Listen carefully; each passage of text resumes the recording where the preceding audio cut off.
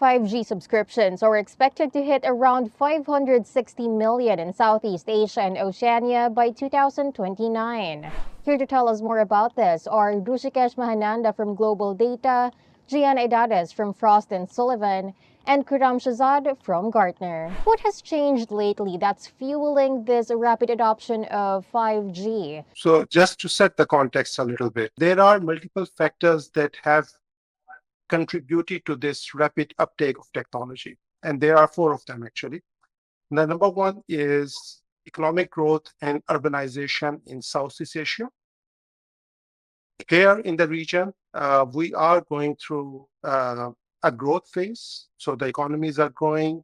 That is fueling the demand for high quality video content, online gaming, social media. And that demand has outpaced the capability of older 4G networks. So that is one driver.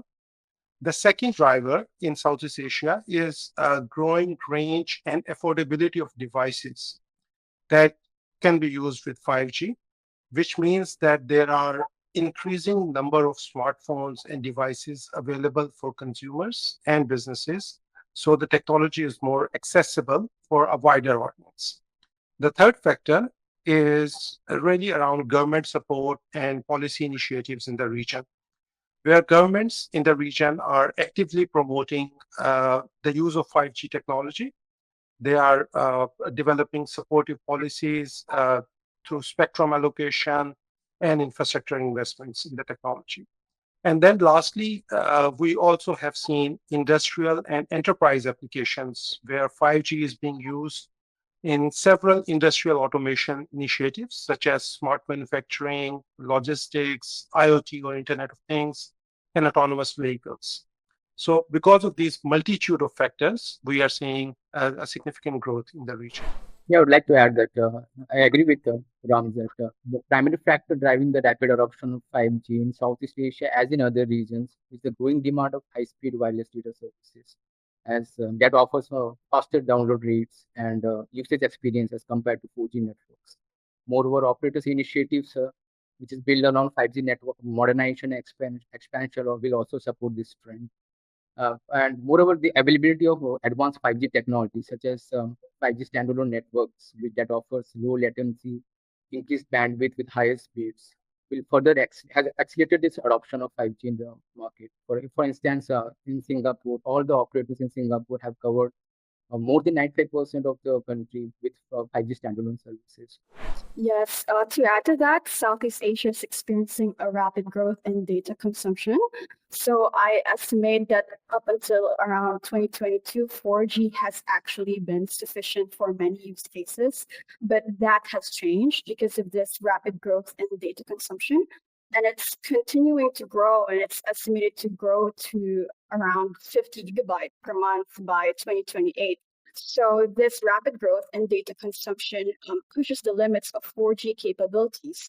And because of this, 5G will eventually become the preferred technology, not just in Southeast Asia, but also globally.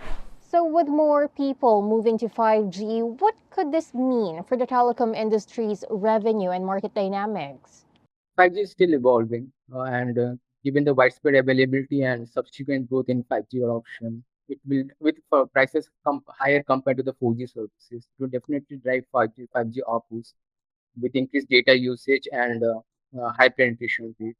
Telcos if as new users subscribe to 5G services, telcos are experiencing a high revenue growth with increased data usage and higher penetration rates.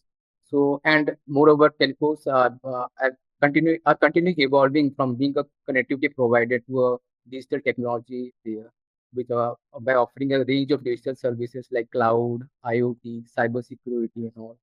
So, moreover, this regional dynamics will change going forward, and telcos will cater to this change and market dynamics and uh, better remain competitive in the market.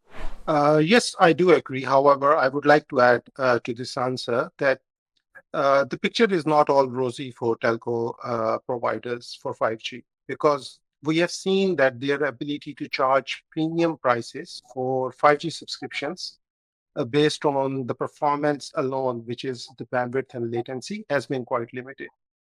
And majority of the 5G monetization, whether it's in consumer, small office, home office scenarios, or small business segments, they address through larger or unlimited data allowances for those scenarios. Now, a lot of those use cases have been possible with 4G or LTE networks as well, which begs the question that where is the additional revenue coming from?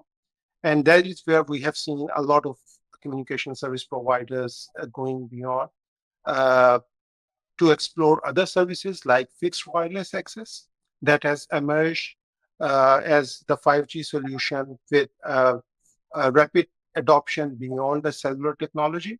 There are around more than 160 mobile operators who are offering fixed wireless access to both consumers and businesses. Yes, to add to that, I think that telcos are having a challenge of maintaining higher price point for their 5G services. And this is because in the recent years, there has been a lack of differentiation between 4G and 5G. So for the average user, the increase in speed and access is not very substantial. And this is a challenge for telcos to price their 5G services at a premium. And it definitely affects their revenue. Just a follow-up on that, Gianna. What trends do you see coming as 5G becomes more widespread? As for future trends, we could definitely see that the enterprise segment is growing, and this is good for telcos. But at the same time, they could also encounter increased competition because for the enterprise segment, we could also see some other vendors and system integrators who are supplying directly to these large enterprises. Yeah, when we look at the future, there is continued development of 5G standards. So now we are already talking about 5G advanced, 5G standalone deployment, and ultimately towards 6G. That will ensure increasing interoperability and acceleration of deployment. Now, what we see at Gartner is that 5G will increasingly integrate with other emerging technologies such as artificial intelligence, edge computing, and blockchain.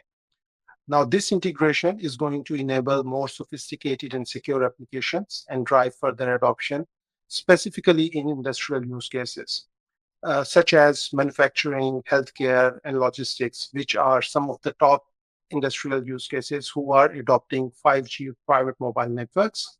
And this will open up new opportunity for communication service providers. They can use features such as network slicing and multi-access edge computing to offer a specialized solution into those industry verticals and leverage or recoup their investment on the infrastructure that they have already made. The 5G will experience a massive acceleration over the next 3 to 4 years as 5G rate increases. So it will definitely boost up the data and traffic when it compares to the market. And moreover, as my colleague said, that yes, it will open up new opportunity for revenue streams like new use cases, industry use cases, and applications, which will telcos will cater to these segments and provide innovative solutions to the market. To add to my earlier point of growing enterprise segment, we could also see a rise in 5G networks and industry-specific applications, especially for manufacturing, healthcare, and logistics, because these private 5G networks can offer customized solutions to meet specific operational needs and provide tailored coverage, tailored latency, and also security for these enterprise customers. Thank you so much for your time and for sharing your insights, everyone. Thank Thank you. Thank you. Thank you. Once again, those were Rushikesh Mahananda, Telecom Research Analyst at Global Data, Gianna Idades, ICT and Cybersecurity Analyst at Frost & Sullivan, and Kuram Shazad, Senior Director Analyst at Gartner. For more news, visit asiantelecom.com.